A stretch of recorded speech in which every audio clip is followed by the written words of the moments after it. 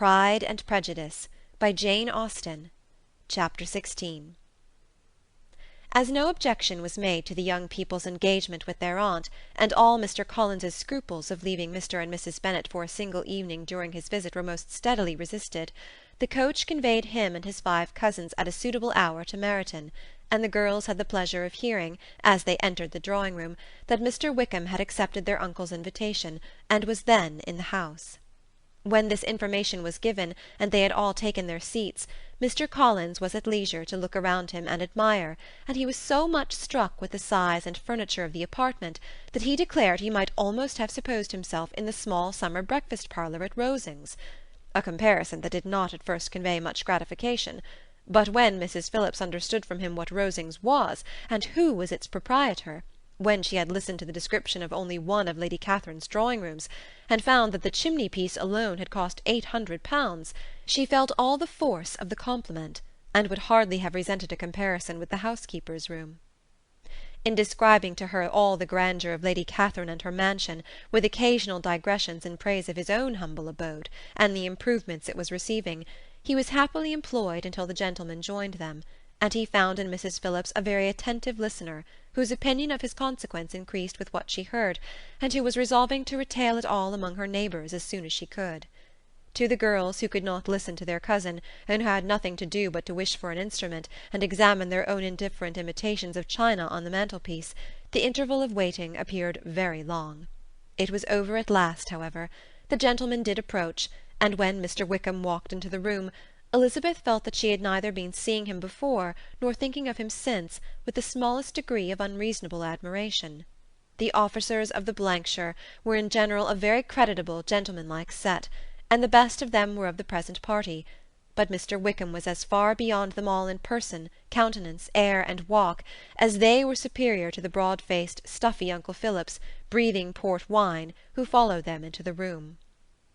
Mr. Wickham was the happy man towards whom almost every female eye was turned, and Elizabeth was the happy woman by whom he finally seated himself, and the agreeable manner in which he immediately fell into conversation, though it was only on its being a wet night, made her feel that the commonest, dullest, most threadbare topic might be rendered interesting by the skill of the speaker. With such rivals for the notice of the fair as Mr. Wickham and the officers, Mr. Collins seemed to sink into insignificance. To the young ladies he certainly was nothing, but he had still at intervals a kind listener in Mrs. Phillips, and was, by her watchfulness, most abundantly supplied with coffee and muffin. When the card-tables were placed, he had the opportunity of obliging her in turn by sitting down to whist. "I know little of the game at present," said he, "but I shall be glad to improve myself, for in my situation in life—" Mrs. Phillips was very glad for his compliance, but could not wait for his reason. Mr. Wickham did not play at whist, and with ready delight was he received at the other table between Elizabeth and Lydia. At first there seemed danger of Lydia's engrossing him entirely, for she was a most determined talker, but being likewise extremely fond of lottery tickets, she soon grew too much interested in the game, too eager in making bets and exclaiming after prizes, to have attention for any one in particular.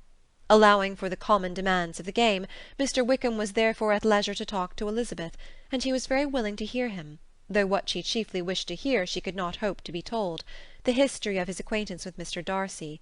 She dared not even mention that gentleman. Her curiosity, however, was unexpectedly relieved. Mr. Wickham began the subject himself. He inquired how far Netherfield was from Meryton, and after receiving her answer, asked in a hesitating manner how long Mr. Darcy had been staying there. "About a month," said Elizabeth, and then, unwilling to let the subject drop, added, "He is a man of very large property in Derbyshire, I understand." "Yes," replied Mr. Wickham. "His estate there is a noble one, a clear 10,000 per annum. You could not have met with a person more capable of giving you certain information on that head than myself, for I have been connected with his family in a particular manner from my infancy." Elizabeth could not but look surprised. "You may well be surprised, Miss Bennet, at such an assertion, after seeing, as you probably might, the very cold manner of our meeting yesterday. Are you much acquainted with Mr. Darcy?" "As much as I ever wished to be," cried Elizabeth very warmly. "I have spent 4 days in the same house with him, and I think him very disagreeable." "I have no right to give my opinion," said Wickham, As to his being agreeable or otherwise, I am not qualified to form one. I have known him too long and too well to be a fair judge. It is impossible for me to be impartial. But I believe your opinion of him would in general astonish, and perhaps you would not express it quite so strongly anywhere else. Here you are in your own family. Upon my word, I say no more here than I might say in any house in the neighbourhood, except Netherfield. He is not at all liked in Hertfordshire. Everybody is disgusted with his pride. You will not find him more favourably spoken of by any one. I cannot pretend to be sorry, said Wickham, after a short interruption, that he or that any man should not be estimated beyond their deserts. But with him I believe it does not often happen. The world is blinded by his fortune and consequence, or frightened by his high and imposing manners, and sees him only as he chooses to be seen. I should take him, even on my slight acquaintance, to be an ill-tempered man. Wickham only shook his head. I wonder, said he, at the next opportunity of speaking, whether he is likely to be in this country much longer.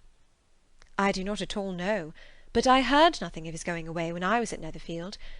I hope your plans in favour of the Blankshire will not be affected by his being in the neighbourhood. Oh, no, it is not for me to be driven away by Mr. Darcy. If he wishes to avoid seeing me, he must go. We are not on friendly terms, and it always gives me pain to meet him, but I have no reason for avoiding him but what I might proclaim before all the world, a sense of very great ill-usage, and most painful regrets at his being what he is. His father, Miss Bennet, the late Mr. Darcy, was one of the best men that ever breathed, and the truest friend I ever had, and I can never be in company with this Mr. Darcy without being grieved to the soul by 1,000 tender recollections. His behaviour to myself has been scandalous, but I verily believe I could forgive him anything and everything, rather than his disappointing the hopes and disgracing the memory of his father. Elizabeth found the interest of the subject increase, and listened with all her heart, but the delicacy of it prevented further inquiry. Mr. Wickham began to speak on more general topics, Meryton, the neighbourhood, the society, appearing highly pleased with all that he had yet seen, and speaking of the latter with gentle but very intelligible gallantry. It was the prospect of constant society, and good society, he added, which was my chief inducement to enter the Blankshire. I knew it to be a most respectable, agreeable corps, and my friend Denny tempted me further by his account of their present quarters, and the very great attentions and excellent acquaintances Meryton had procured them. Society, I own, is necessary to me. I have been a disappointed man, and my spirits will not bear solitude.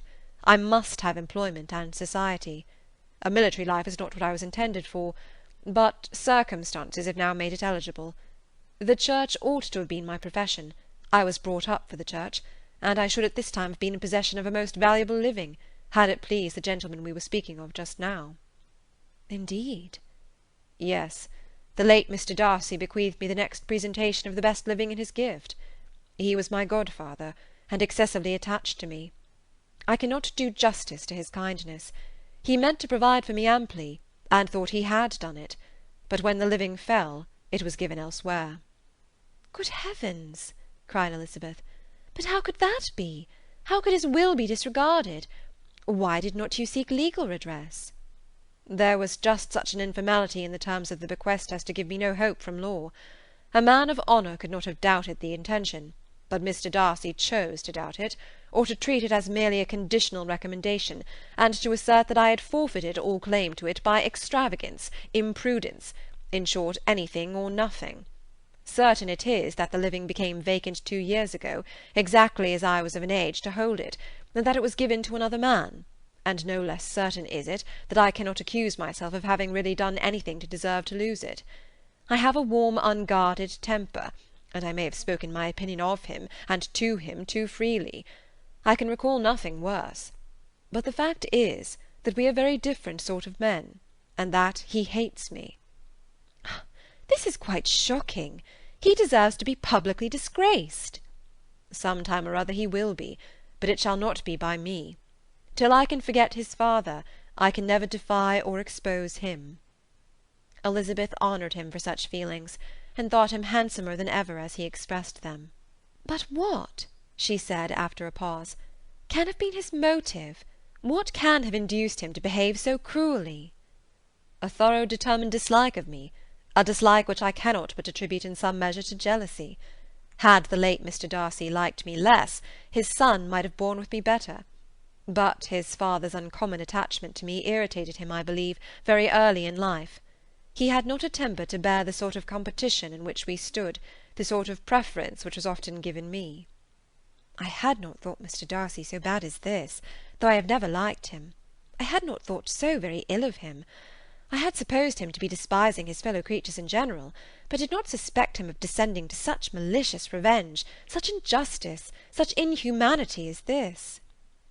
After a few minutes' reflection, however, she continued, I do remember his boasting one day at Netherfield of the implacability of his resentments, of his having an unforgiving temper. His disposition must be dreadful. I will not trust myself on the subject, replied Wickham. I can hardly be just to him. Elizabeth was again deep in thought, and after a time exclaimed, To treat in such a manner the godson, the friend, the favourite of his father! She could have added, A young man, too, like you, whose very countenance may vouch for your being amiable. But she contented herself with, And one, too, who had probably been his companion from childhood, connected together, as I think you said, in the closest manner. We were born in the same parish, within the same park. The greatest part of our youth was passed together, inmates of the same house, sharing the same amusements, objects of the same parental care. My father began life in the profession which your uncle, Mr. Phillips, appears to do so much credit to, but he gave up everything to be of use to the late Mr. Darcy, and devoted all his time to the care of the Pemberley property. He was most highly esteemed by Mr. Darcy, a most intimate, confidential friend.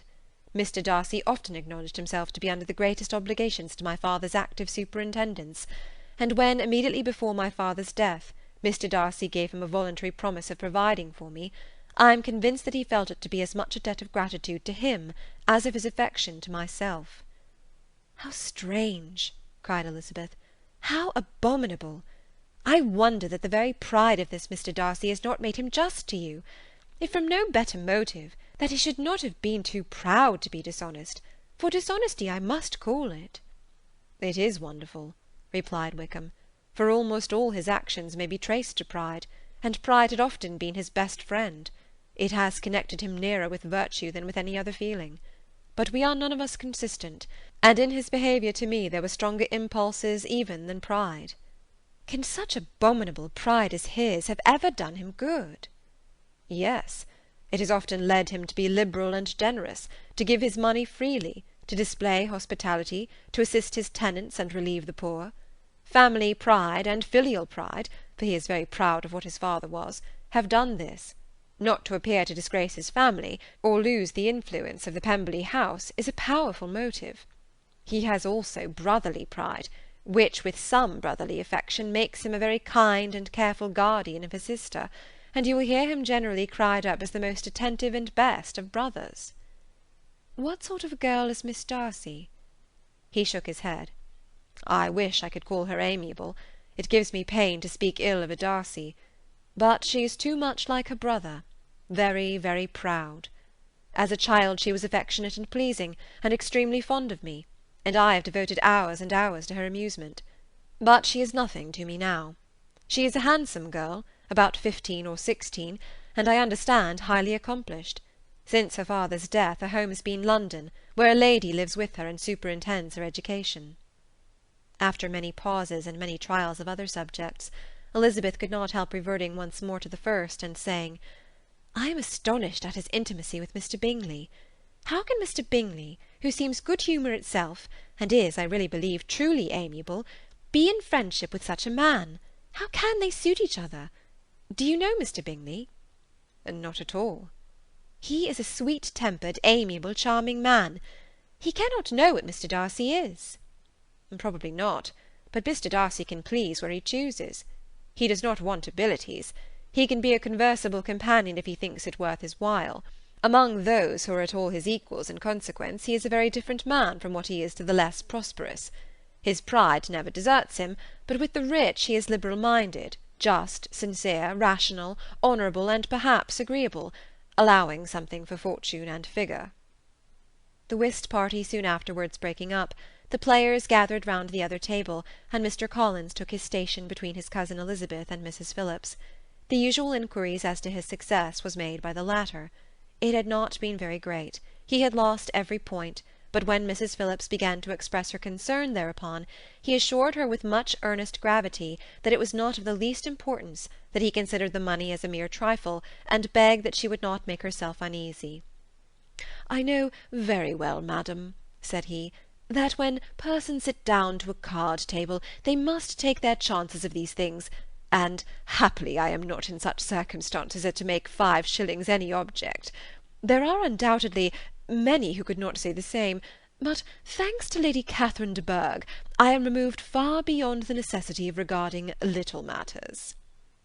Mr. Wickham's attention was caught, and after observing Mr. Collins for a few moments, he asked Elizabeth in a low voice whether her relation was very intimately acquainted with the family of de Bourgh. "Lady Catherine de Bourgh," she replied, "has very lately given him a living. I hardly know how Mr. Collins was first introduced to her notice, but he certainly has not known her long." "You know, of course, that Lady Catherine de Bourgh and Lady Anne Darcy were sisters. Consequently, she is aunt to the present Mr. Darcy." "No, indeed, I did not. I knew nothing at all of Lady Catherine's connections. I never heard of her existence till the day before yesterday." "Her daughter, Miss de Bourgh, will have a very large fortune, and it is believed that she and her cousin will unite the 2 estates." This information made Elizabeth smile, as she thought of poor Miss Bingley. Vain indeed must be all her attentions, vain and useless her affection for his sister and her praise of himself, if he were already self-destined for another. "Mr. Collins," said she, "speaks highly both of Lady Catherine and her daughter, but from some particulars that he has related of her ladyship, I suspect his gratitude misleads him, and that in spite of her being his patroness, she is an arrogant, conceited woman." "I believe her to be both in a great degree," replied Wickham. "I have not seen her for many years, but I very well remember that I never liked her, and that her manners were dictatorial and insolent. She has the reputation of being remarkably sensible and clever, but I rather believe she derives part of her abilities from her rank and fortune, part from her authoritative manner, and the rest from the pride for her nephew, who chooses that every one connected with him should have an understanding of the first class." Elizabeth allowed that he had given a very rational account of it, and they continued talking together, with mutual satisfaction, till supper put an end to cards, and gave the rest of the ladies their share of Mr. Wickham's attentions. There could be no conversation in the noise of Mrs. Phillips's supper-party, but his manners recommended him to everybody. Whatever he said was well said, and whatever he did, done gracefully. Elizabeth went away with her head full of him. She could think of nothing but of Mr. Wickham, and of what he had told her all the way home, but there was not time for her even to mention his name as they went, for neither Lydia nor Mr. Collins were once silent. Lydia talked incessantly of lottery tickets, of the fish she had lost and the fish she had won, and Mr. Collins in describing the civility of Mr. and Mrs. Phillips, protesting that he did not in the least regard his losses at whist, enumerating all the dishes at supper, and repeatedly fearing that he crowded his cousins, had more to say than he could well manage before the carriage stopped at Longbourn House. Chapter 17